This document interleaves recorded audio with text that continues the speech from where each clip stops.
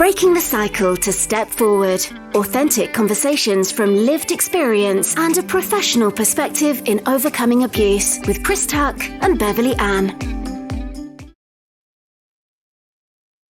Hi everyone, and welcome to Breaking the Cycle to Step Forward podcast with myself, Chris Tuck, my lovely co-host. Hello, I'm Beverley Ann. And our amazing guest, as always, is the Dr.Elly Hanson. Welcome, Elly. Thank you for having me. It's a privilege to be here, as always. Lovely to see you both. Looking forward to. Yes, this is going to be a nitty-gritty one. So before we start, we want to give out a bit of a warning that we are going to be talking today about organised ritual abuse. And this is something that you've been working on for some time, Elly, isn't it? And could you please just explain to everybody what organised ritual abuse even means? What does it look like? Thanks, Chris. Yeah, that's an important place to start because it's one of those phrases that isn't particularly accessible, or for many people they're kind of thinking, well, what is that? I'm actually going to, unusually, I'm going to read out loud a definition that it is actually the official definition for the UK National Police Chiefs Council. Brilliant. So what we mean by this is the organised sexual, physical, psychological abuse of children and often adults by a group of individuals who use rituals as a form of prolonged and repeated torture, often alongside other forms of abuse, with the aim of controlling, silencing and terrorising their victims. As part of this control, perpetrators train children into a supernatural belief system which they may or may not believe themselves. Ritual abuse typically involves family members, for example, parents and their associates abusing their children, and starts when children are young. So Wow. That is what this report that I've been working on, it's this abuse that I have been focusing in on. And as you can see, there's quite a lot in that definition for us to perhaps unpack. 100%. I mean, very in-depth and very complicated, I assume. And I think there's a lot of disbelief about this. And, you know, I know that we've been involved with sexual abuse and abuse for many, many years. And it was only really about 6-7 years ago that I started to believe about ritual abuse happening today and for many years, because I've actually met several survivors, victim survivors myself, and heard their stories, which is absolutely shocking. So I just want to caveat that, you know, this is really hard stuff to take on board and acknowledge, isn't it? It really is. And I'm so pleased that you mentioned, Bev, the disbelief, because it's a huge part of the story around ritual abuse and a huge part of how it's been shadowed and actually it's been enabled to continue. That, as you say, many people then aren't aware of it. What I'm struck by is that these survivors could sense from you that you would believe, you would hear them, and they took that brave step of opening up to you, which is fantastic. But yes, my report in a way is a report of two halves. The first half is, it's very kind of research led. So I'm looking at the research on what survivors say. What is this abuse? How does it work? What does it look like? Because some of the disbelief is based on faulty assumptions about it. So, for example, there's often been the assumption that, for example, if you say that a perpetrator is telling the child about Satan, there's been an assumption that, oh, you're saying that these offenders are Satanists. No, we're not saying that. We're saying that they use the rhetoric of Satanism to terrorize those children. So it's really important that we actually hear from survivors about what this abuse actually looks like for them. And then the second half of the report is looking at that wider societal context. So it's looking at this discourse of disbelief that has persisted for so long, where that came from, how it operates, what underlies it, what its motivations are for it. And also these kind of conspiracy fictions that pop up every now and again. false allegations of ritual abuse, where have they come from? And actually then they feed the discourse of disbelief. The two are like playing tennis with each other, and victims and survivors of this abuse get lost between that tennis match. 100%. Wow. So we do know victim and survivors of this type of abuse. And as Bev said, when you only know what you know because of what you've experienced, okay? And I think the main society, they don't even want to think about child sexual abuse in all its forms, wherever it is committed, whether it be within an organisation, by an individual, whether it be by organised networks, whether it be within a family home. They don't even want to look there. To go to another level with this ritual abuse, even I, when I first heard my first few lived experiences of it, you just can't grasp the depth and the depravity of some people and what they will do to children and young people to get what they want out of the children and young people, which is often power and control over them, and then the terrorization of them, and then the abuse of them. So how do we get society, Ellie, to even understand that this does exist and it is a thing? It's the $1 million question, and I think you've summed up so much there, Chris. This is exactly the kind of foundation to the disbelief, is that it's so depraved, it is so sadistic, it is so extreme. We're talking about children whose entire childhoods have been navigating this dynamic where the people that are meant to care and protect them are actually colossal and constant sources of danger and terror and torture. And we're talking about some quite extreme acts that take place within these, within what the perpetrators denote as rituals. So how do we take people on a journey? I actually think this is a really important starting point, how we've begun our discussion today. It is naming that natural human proclivity to want to turn away from this. Yeah. Because I think if we don't name it, then we do it. But if we can share with one another, and also, this is actually really difficult to face, that humans can be this sadistic, this cruel to the most vulnerable in society. How are you finding sitting with this, and support one another in it? I think that protects against that knee-jerk turning away. And then I think there's a process of really looking at it in depth, because people will often latch on to reasons for disbelief. For example, some survivors report that homicides took place, that children were killed.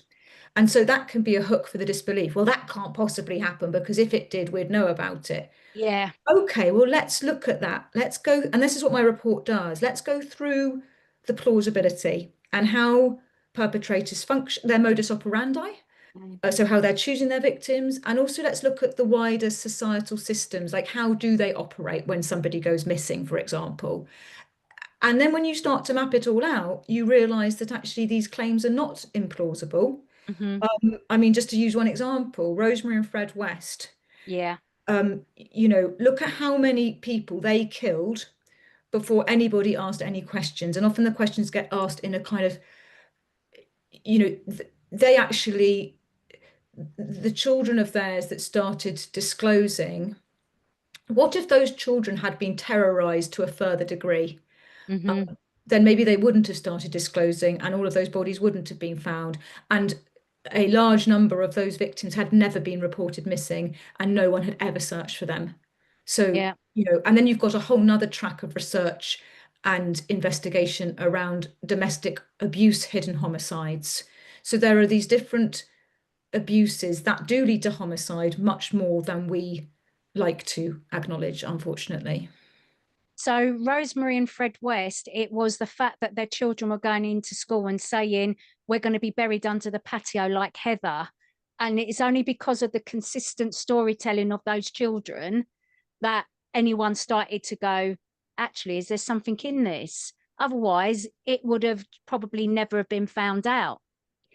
Exactly. And so imagine if those children, if Rosemary and Fred West had actually strategized to a further degree, and they had terrorized those children, that if you ever mention the name Heather, there are spiders listening to you, the devil's listening to you, we will kill you, all of these things.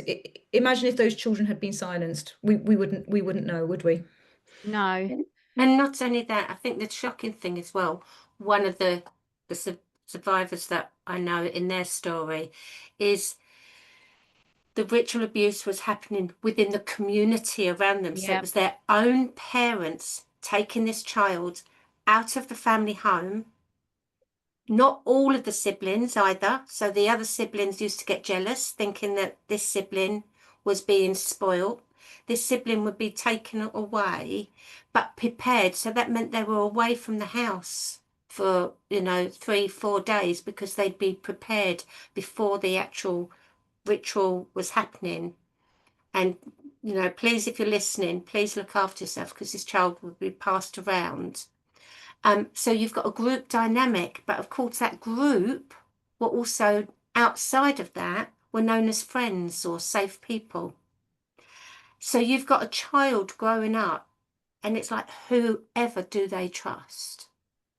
Exactly. And you can't begin to get your head around that confusion and that the stress on that child, how they are navigating all of these sources of danger.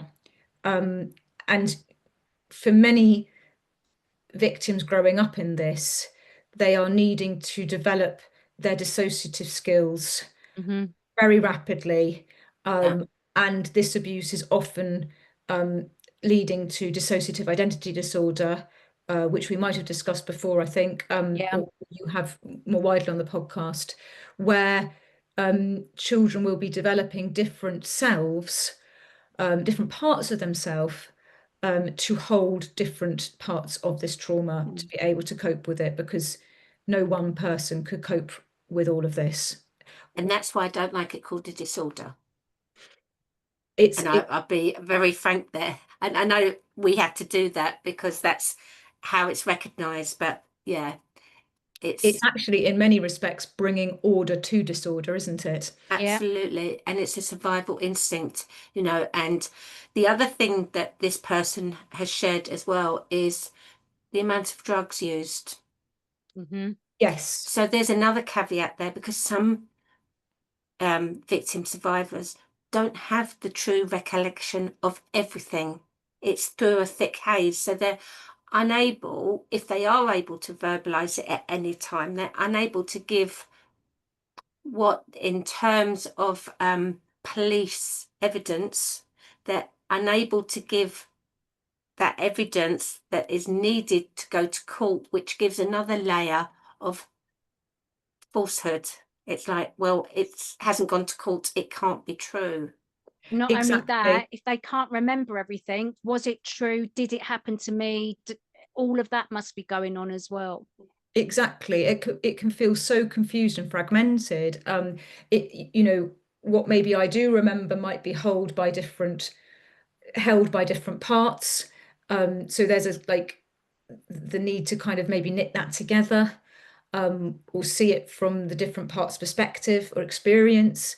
And then, like you say, Beverley, there's also the use of drugs and drink, which makes everything very foggy. There can be other tactics as well, like using the middle of the night where children are very sleepy. So it's all of these different things that make it really hard to form a coherent whole memory.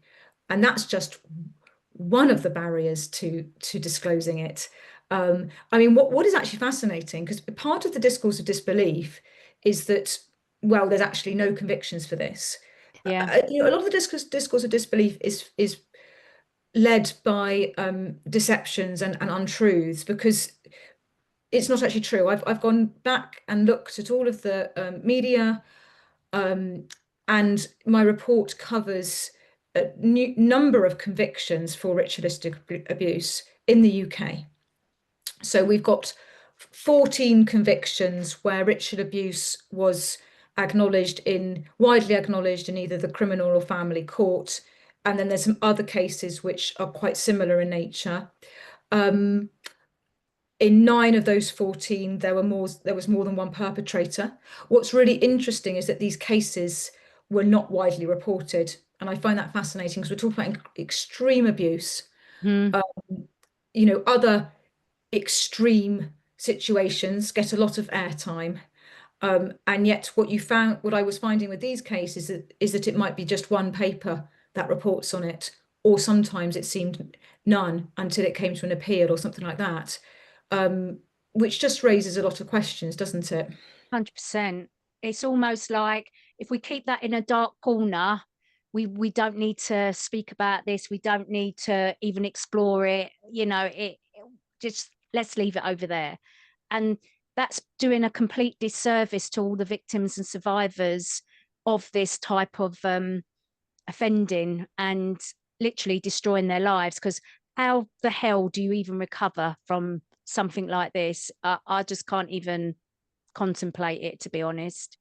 You've gone through this childhood of extreme cruelty and suffering, and then to find that society isn't willing to listen to you and acknowledge this, it's flooring. It can, and Michael Salter, my friend and colleague, is one of the lead researchers here, and he has interviewed numerous survivors who talk about that and how it just leaves them feeling so powerless and invalidated and with nowhere to go. This ironic, perverse situation where, because what you suffered is so extreme, you're not going to get any support. It's totally upside down, isn't it? How prevalent is this, Ellie? Have we got any stats on it? What do we know about it through your paper? It's a very important question, and we don't have enough research as yet because of this disbelief, because we know, oh, well, it doesn't exist, so we don't need to research it, we don't need to look into it. But what we do know is that we're not saying it's common, but at the same time, it's not vanishingly rare. There are many, many people disclosing it. So just to give you a couple of stats that we do have, NAPAC, the National Association for People Abused in Childhood, they, between December 2006 and March 2024, they received 1,252 calls in which ritual abuse was mentioned, which equated to 2.5% of all calls. A survey of over 200 clinical psychologists found that 38% had supported at least one ritual abuse survivor. Wow. So that just gives you a sense that there are many, many people reaching out for help around this abuse. And I know ICSA had victim and survivors that went to the Truth Project and shared their stories of ritual abuse as well. So I know that for fact, because I know 2 of the victim and survivors. And there was more than that went there and said, this is a thing, this is the impact. Can we do something about it? So your paper, Ellie, is going to be really, really important in shining a light on this, exploring it, and opening up conversations around it. So what is it that you want people to take away from your paper? When is it going to be published? What is it that you want people to understand and learn from it? Well, hopefully by the time this podcast is out there, the report will also be out there. So listeners, if you want to learn more, please do go have a look on either the Hydrant Programme website or the NAPAC website. It will be published, that there will be web pages on both sites with the report. As we've said, this is hard reading. That's not a reason to not read it. Although if you are a survivor, additional caution, I'm not even going to say might be, I'm going to say will be triggering. and it may not be right for everybody to read it. So I really Yeah. want to emphasize that. But for those people that are wanting to learn more, there really is the invitation there. I think that this is a really important first step. Our ambition with this report is that it's a line in the sand.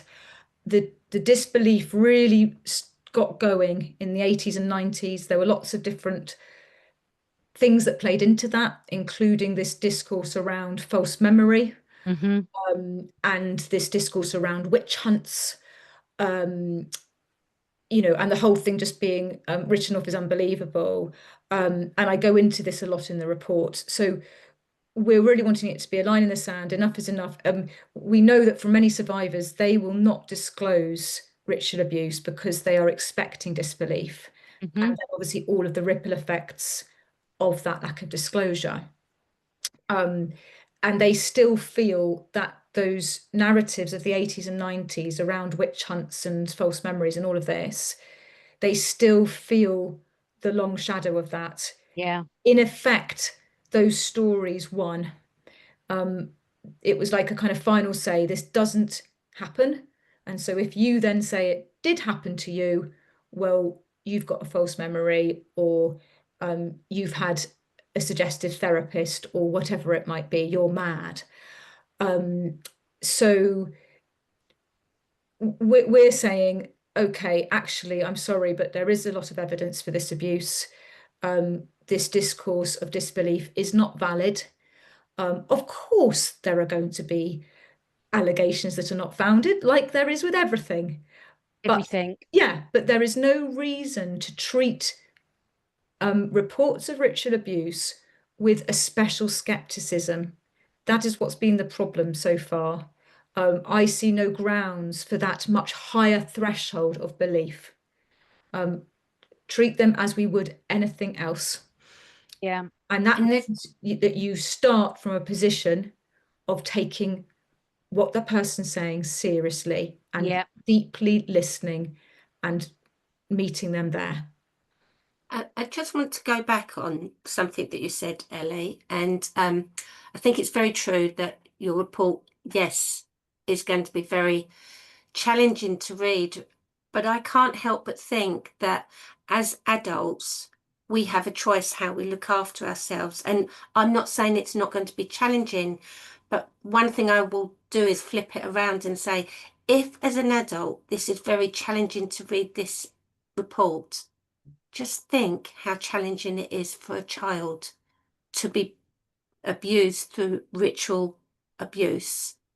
So that's one thing I will put forward, because I'm very passionate about that, because, you know, we have choices as adults, but they don't have choice. And the other thing I want to ask you, and I'm not sure if you can answer it within your report, generally, if we're, you know, if victims and survivors are abused one-on-one, okay, for instance, there's this general consideration. We grow up thinking we're the only one, and then we often find out later that we weren't the only person to be abused by that same person. Here we haven't got just one person operating, we have a group. So do you have any statistics or any thoughts in your research around how one group, how many on average, you know, children will be used throughout their operation? We don't, not as far as I'm aware, we don't have research that specifically asks it. What it tends to do is ask, what was there more than one? And it doesn't necessarily go into the kind of average numbers of perpetrators in a group or average numbers of victims. But like we said, we're talking about multiple of both. And I think zooming in on the group dynamic, Beverley, is really important because it's central to understanding this abuse and the levels of cruelty and sadism. Because what we find, you know, again, why are these rituals used? Why are these supernatural narratives brought in? I think there's several reasons. One, they carry particular terror for children. And so they're very sadistic. For the, as you said, Chris, earlier, the kind of power and control motive.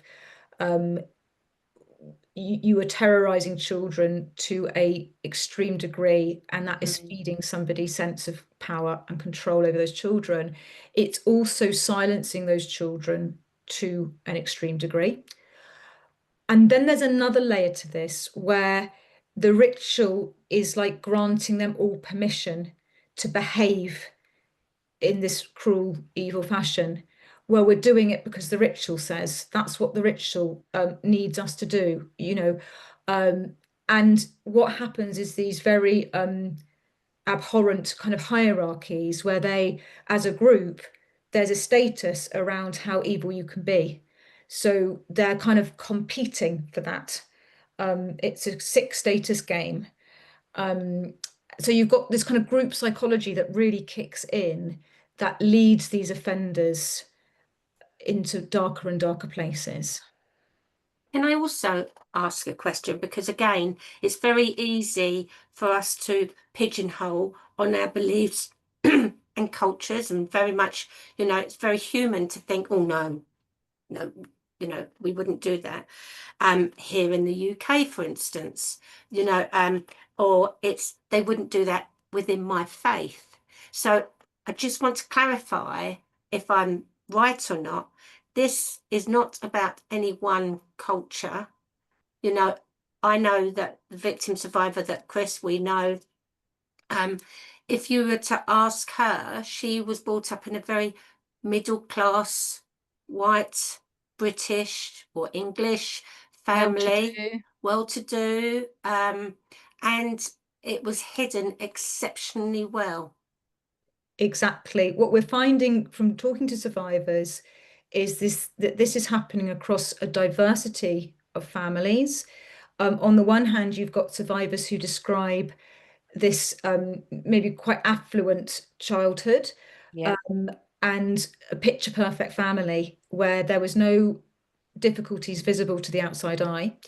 On the other hand, you've also got many survivors describing childhoods of poverty, where families were struggling with debt and drink and drugs, and where maybe there was social services intervention, particularly maybe around neglect, but nobody was seeing this dimension to their abuse. So you very much got it happening in families are kind of across that demographic spectrum. And we don't have enough research, but we're not seeing this linked to a particular ethnicity. What the research suggests is that it is a problem across the Western world, you know, whether it's research done in Europe, in the UK, in America, in Australia, etc. And just in terms of the kind of ideologies that are being used, it's quite interesting. A German study surveying 165 adults who reported a history of organised abuse, 88% named ritual within it. That's just their particular survey sample. Of that group, 72% reported that the abuse involved satanic ideology, 35% racist or fascist, and 30% religious or free church. That category included Christianity, Jehovah's Witnesses, and Freemasonry. In a smaller survey of survivors in the UK, we've got mention of Satanism, Mormonism, Roman Catholic, fundamentalist Christian, neo-Nazi, Wicca, and Freemasonry. So what I'm talking about here is this religions or narratives that the perpetrators were drawing upon when they put together their abuse narrative, and what they used, what belief system they used in their terrorization of these children. Yeah. I am not saying that they necessarily believed these religious things. And I think whether the perpetrators believe it or not is quite an interesting question. And maybe there's a bit of wishful thinking and half belief at play. Yeah. And, you know, we've been talking about this for nearly half an hour today, so we are coming to an end. And I just wanted to highlight that to people, because I don't know about you, Chris and Ellie. Take a deep breath, because, you know, I find myself holding my breath listening to all this. And Ellie, I can't thank yourself and other colleagues that are collating all this information, because you must come up against a lot of people that don't want to actually accept that at times, that information. Yes, and I think that that's absolutely true, and that rejection of this can then take a number of different forms. That those of us that speak out are at risk of ridicule, of trolling, of all kinds of things, and that keeps the silence going, doesn't it? So, Absolutely. you know, it's time to draw a line and have the conversation. If people have a different perspective to me, that is absolutely fine. Let's have the debate. Let's have the open debate. I'm truth focused. This report is truth focused. If there are other things that people want to bring in or reasons for disbelief, then beat me by the better arguments and we'll take it from there. Well said. And anyone wanting to ask any additional information, you can contact us by email on breaking the cycle 2stepforward@gmail.com, and we will issue some links underneath this video or podcast if you're listening to it, because Elly has lots of other important research as well, so you can get a real feel for the depth that Elly goes into. So thank you from me. Chris, before we go back to Elly with the last word, any thoughts from yourself? I have got loads of questions. I know you would. Elly, you're going to have to come back on once we've read your report and we know exactly, what we're dealing with, then we can go into a lot more detail. But for me, we haven't discussed this podcast before we all came together today. So the fact that you've done your research and you've got collaborators on your research, you've spoken to so many victim and survivors, you've looked at other research around the world, you've got Michael Salter that is Australian or New Zealand, I can't remember which, but you've got lots of people talking about this. And Bev and I, as survivors, we have victim and survivor friends that have also been victims and survivors of ritual abuse. So we've not just made this stuff up. We've all heard it from different sources. So if anyone professionally does turn around and say it doesn't exist, etc., then they're the ones that need to go and do whatever work they need to do to actually shine a light on this and get on board, in my opinion. So I look forward to your research being published. I look forward to reading it, and I look forward to taking this discussion onto another level next time we meet you. So thank you. Thank you, Elly. Thank you very much, both of you. And I agree that this feels like the first of two conversations. It's a topic that merits, deep discussion, doesn't it? Ongoing discussion. And I look forward to having that with you both. Thank you, Elly. It's time to say goodbye, and please look after yourself, as we keep saying, and any questions, just contact us. Thank you very much. Thank you, everyone. Bye-bye.